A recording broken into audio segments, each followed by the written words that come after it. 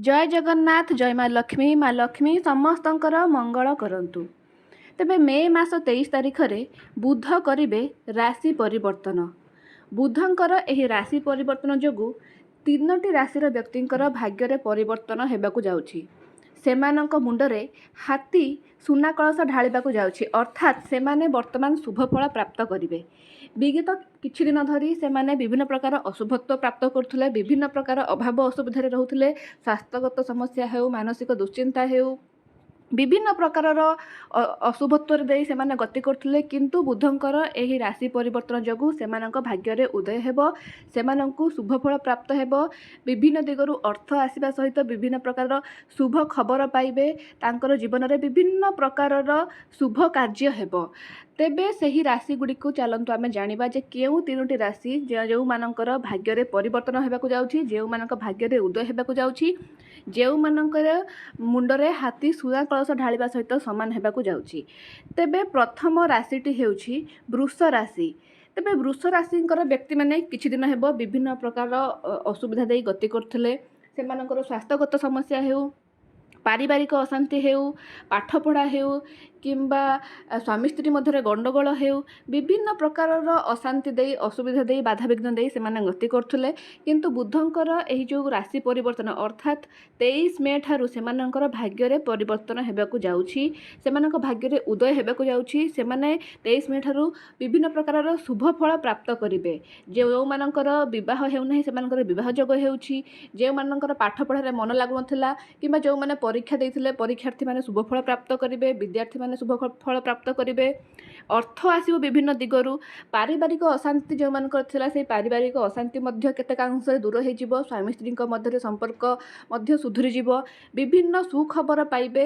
वृष राशि व्यक्ति मानक पई एबे भल समय आसीबाकु जाउछि। किछि दिन हेबो से माने बहुत खराब समय दे गति करथिले, किंतु 23 मे ठारू सेमानकर भल समय आसीबाकु जाउछि। एहा छडा 15 मे ठारू बृहस्पति मध्य तांको बहुत भल फल प्रदान करिवे, तेणु सेमानक जीवन में सुख समृद्धि आसीबाकु जाउछि।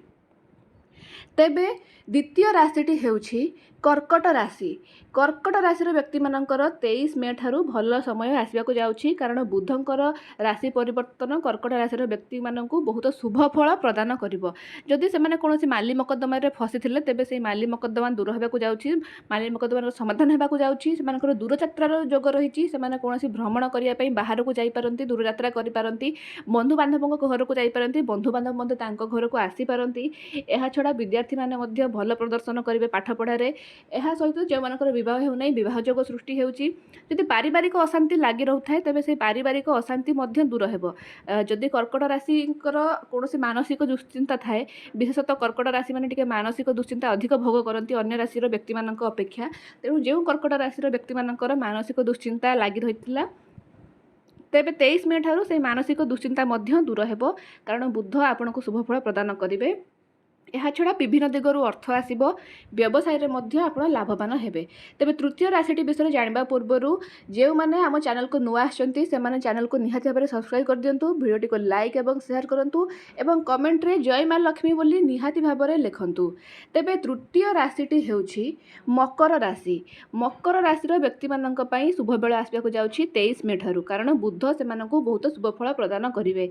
जेउ मानकर स्वास्थ्य सब बेले खराब रहउतिला, जेउ मकर राशिकर व्यक्ति मानकर स्वास्थ्य अवस्था सब बेले खराब रहउतिला, से मानकर स्वास्थ्य अवस्था रे सुधार आसीबो, से मानकर स्वास्थ्य अवस्था भल हेबाकु लागिबो, रोग बैराग दूर हेबो, अर्थ आसीबो, व्यवसाय रे लाभवान हेबे, भ्रमण योग रहिछि, विवाह योग रहिछि, विद्यार्थी माने पाठ पढ़ा रे भल प्रदर्शन करिवे एवं माली मकद्दमा रे विजयी हेबे।